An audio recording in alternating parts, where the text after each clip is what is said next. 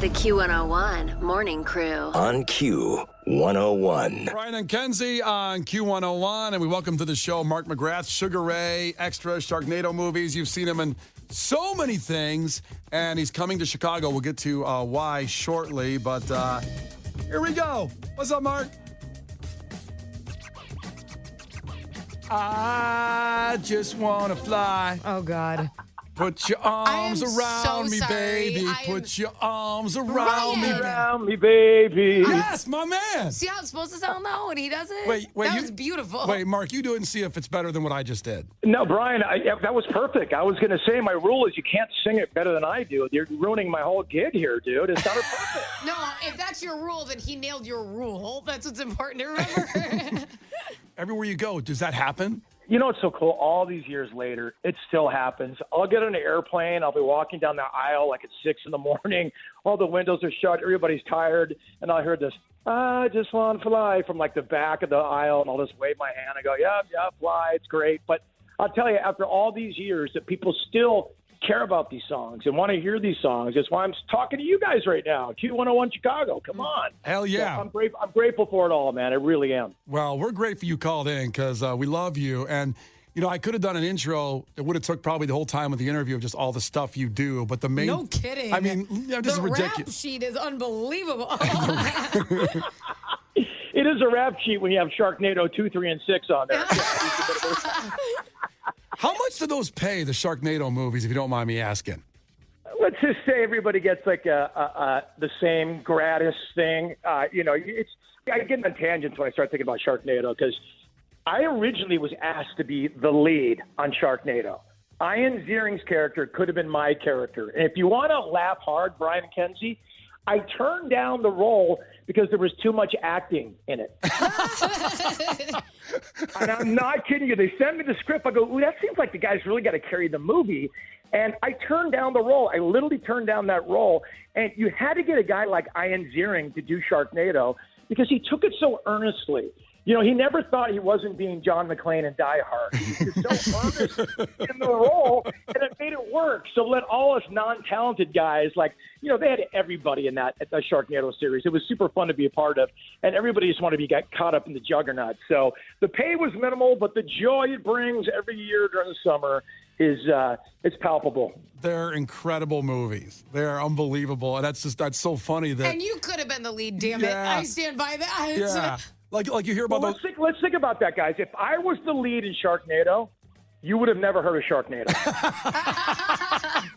do you know what I mean? It just wouldn't have had the same gravitas that Ian brought to it. And I remember my first day on the set on Sharknado 2, after I saw the juggernaut, the explosion of the first one, I said, I want to be a part of this. I blew it. And so they let me be Ian Ziering's character, Finn. They let me be his best friend, Martin. So I remember on the first day I was going up to knock on the trailer to say hi to Ian. We'd met before, but just kind of reintroduce myself and say, I'm looking forward to work with you. So I'm walking up to the steps of the trailer. I'm about to bang on the trailer. And inside the trailer, I hear like, oh, you know, and I look at the PA that must be writing for some, you know, incredible comedy series right now. And the production assistant looked at me and goes, I think he's getting into character. And I went, ooh, I didn't think I was going to – I think I was back off a little bit. Ian is really taking this thing seriously. So it kind of showed you right away that he wasn't messing around. There's going to be no fourth wall in this Sharknado for him. And that's why it was so good because, you know, and again, you would not have heard of this thing if I was the lead. And thank God for Ian Ziering. Oh, my God, that's funny. That's awesome. Little Sharknado factoids on this. I didn't know I was going to get so many. You know the facts about, like, you know, Will Smith turned down The Matrix and then Keanu Reeves got it? I never knew I would walk away from this interview knowing that you could have been the lead in Sharknado. It is the same kind of heavyweight information that you need to know, Brian. It's parallel. I'm glad we're giving it up today, you know, without knowing this. Oh, man. So we're talking to Mark McGrath, obviously, and what's coming up here in the Chicago area is so awesome at the Hard Rock Casino, Northern Indiana. So a night of free music to ring in 2024. The main event, of course, Sugar Ray performing a free concert at the Hard Rock Casino, Northern Indiana. That's New Year's Eve, 11 p.m. And also the Spasmatics will be on that too, opening up. But how awesome is it now? I guess we're looking at 30 years of Sugar Ray. Isn't that incredible? At 30 years, and we had our 25th anniversary of Fly in '97, just in 2022, and this year in 2024, it'll be the 25th anniversary of our record 1459, which is our biggest selling record. It was a triple platinum record. It had Every Morning Sunday on it, and I just can't believe the time has gone by that fast. I really don't. But in retrospect, I'm just super grateful that people are still coming out to see us. Now, I know the key word of this New Year's Eve show is free, and hopefully the operative and the proactive word for people, but you can't lose seeing Sugar Ray for free at the Hard Rock. It's just such a beautiful venue. It's pretty new. I opened it up with Pete Wentz, one of Chicago's fine sons. Sure, Fall Out Boy. A couple years ago. Yeah, exactly. And it's just a wonderful place and a good place to spend New Year's Eve. So come on out. If you love number one songs of the 90s, we got a few of them, my friend. We got a few of them. Okay, I have a question, and this may be a bit forward, okay, but I just have to clarify. The show is free. You're not doing it for free, though, right? Like, you're going to get paid. Kenzie, are you doing your job right now for free? No. Exactly. Good. No, come on. Well, that's what I was saying. I'm like, there is no way in hell this man is coming out here. Well, I think it's a testament to how much the Hard Rock cares about their consumer base. Yeah, that's I awesome. flipped it on you there? You see what I did there? You see what Oh, man. Selling the gig. Having seen you guys before, and what the show that you guys put on, I know it may be a little cliche to say it, but it is a party. It is absolutely a party with Sugar Ray. Well, I appreciate you saying that, Brian, because that's how we started so many years ago. We literally started to play some cover songs at a keg party. And that spirit never changed from the band. I mean, yes, we got a record deal, and yes, we started writing our own music, but that party spirit, we never lost that. That's in the spirit of the band.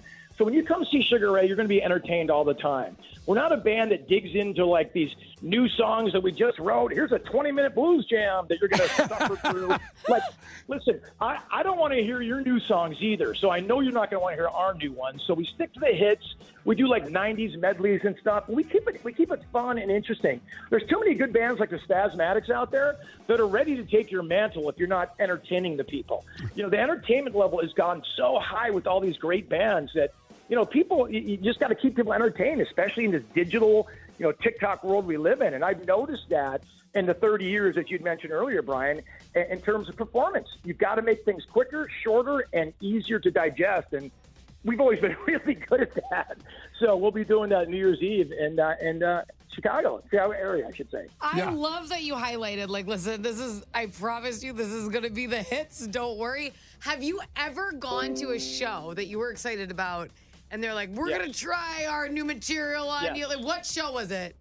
Yes, it's the biggest bait and switch and bummer of all time, too. And just recently, and I went to a show, a guy's iconic legend. My wife loves him, so every time he comes around, she drags me out. I mean, we go see this guy, and it was Van Morrison, okay? And I love Van Morrison. We all love Van Morrison, but you are lucky if he sneaks in a hit every now and then. And you're like, I think that was Moon Dance. I'm not even sure. And then it's like Bob Dylan. He'll play a hit, but you don't even recognize it. So I totally respect and support everybody's artistic license. But if you have a couple hits, if you are lucky enough to sniff that rarefied air and have a few hits, and you don't play those hits with enthusiasm at your show, to me, you're ripping off the audience. I'm sorry, that's my opinion. And maybe because I'm not a talented enough musician to really know what the other side is. But there's nothing more exciting when you see the reaction you get from a song like Fly or Every Morning or Someday or When It's Over or Falls Apart or Answer the Phone. There's no better drug in the world. So I don't know how people can keep these gigantic hits in their back pocket and not release them on the fans. I don't get it. I'll never get it, but to each his own. There's Sugar Ray legend at the Warped Tour here in Chicago back in the day where it was pouring rain during your set, and they tried to stop the show because they were going to clear everybody out, and you guys wouldn't stop. That's exactly right. And it was outside the United Center when the Warped Tour used to go, it used to be in the parking lots of arenas because it was so massive. There were so many stages. Yep. And it was in 1997, and there was a thunderstorm like only those that can, that hang around Chicago can create. And like the heavens opened up and lightning was coming down. They're telling us to cut the show. Now, this is our first time playing Fly in Chicago, and there was no way I was going to not get the accolades and fun of playing this hit in front of an adoring crowd. And so the lightning came, blah, blah, blah. The rain's coming. It looks like Noah's Ark out there, right? And the last song, we stop like an a cappella thing. We go, I just want to fly. And as soon as we stop like that at the end of the song, a lightning bolt came down and hit my microphone, absolutely electrocuted me, and I passed out on stage. Honest to God, happened. The legend is real. There's not. You actually sold it a little less than it actually was. I know. I feel bad. I feel bad. You're describing it much better. Keep going. But you set me up, bro. You set me up. So I literally, for a second, I was kind of frozen for like 5 seconds because I'd never been electrocuted before by the lightning, which is interesting. And then so I sat there and I go, ooh, this is kind of a good show busy moment. Maybe we should dig in here. So I just laid there for 5 minutes and like the paramedics came over and all this stuff. And I milked that for all it was worth, man. It was like a P.T. Barnum moment with Sugar Ray. And look, we're still talking about it today. How about Beautiful it? Warped Tour moment. How about it? True story. The transition from music to all the stuff you do on TV, like when you were on Extra, and did you always have that aspiration, or how did it go for you from the band to that? Did the other band get upset when you started doing all the TV stuff? Well, I always loved the idea of entertainment. You know, I'm more of an entertainer than a musician, so I think it might have been like an evolution I wasn't aware of, but maybe a natural progression in the serendipitous parts of my career. You know, so like in the 90s, if you could read gum and chew gum and read gum, if you could chew gum and read the monitors at an award show back in the day, they thought you were pretty good. You could fake people out. So some of the people at Extra saw me, you know, hosting a MTV Rock and Jock, whatever the hell it was one time, and said, you know, he kind of sucks, but there's something there. So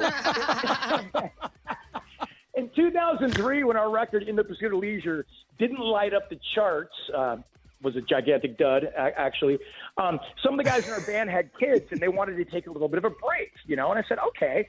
And I had a couple of calls to return, and one of them was Extra. You know, it's a careful what you ask for kind of scenario. I called them on a Monday, and then literally 10 days later, I was hosting Extra. So it happened really quickly. It wasn't a surprise to my band because they were the ones that wanted to initiate a break. And I'm like, great, I don't have any kids. What am I going to do? I'm not even married. So I made a couple calls. And here we were. And at the time, reality shows like Jessica Simpson, you know, Nick Lachey was doing something, and they were really adding a second life to their career. So the band kind of thought it was a good thing, ironically. You know, on paper, it looks terrible, but it kind of gave us a different pivot and said, oh, I mean, they're still around here, and Sugar Ray won't go away like we hoped, you know? So That's all. And so they've always been super supportive, and especially, you know, two of the guys that are not in the band anymore, they don't play music professionally anymore.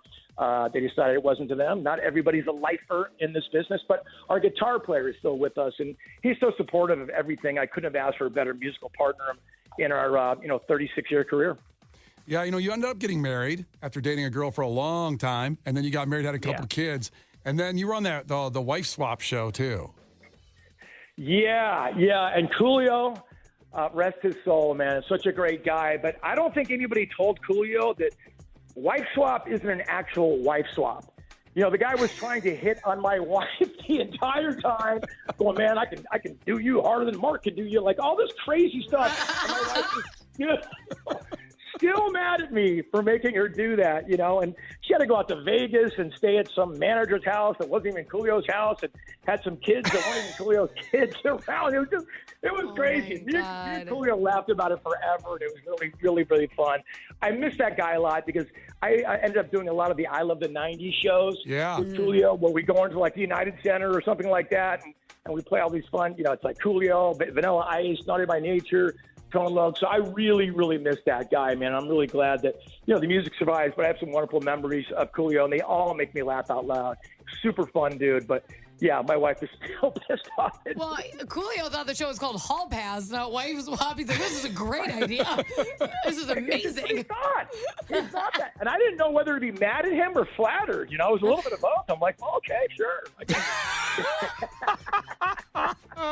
That's awesome. All right, well, it's Sugar Ray at the Hard Rock Casino in northern Indiana. The Hard Rock Casino, it's an awesome place. It is a free show with Sugar Ray. And we're going to have some special giveaway stuff with this, too, that's going to add on to you getting over there and having the party over there. Thanks so much for calling up, and we appreciate you. We could probably talk for 2 hours about all the stuff you've done, including the Sharknado insider story was amazing, Mark. I feel like I'm talking to friends, you guys. I appreciate you having me on. And Kenzie, you're doing a wonderful job here at Q101. You really make the morning sound good. Look at that. I love him. Doesn't Brian suck, kind of? If you think about it, it's just kind of just me, he's bringing you know? you down. He's bringing you down. Horizons, but we all know that. It's glaringly obvious. Oh, my God. Dude, you're Love amazing. You, Brian. Love you, We brother. Love you, buddy. Thanks, you guys. Take care. Thank you, You Mark. too. See you, Mark McGrath. The Q101 Morning Crew. On Q101.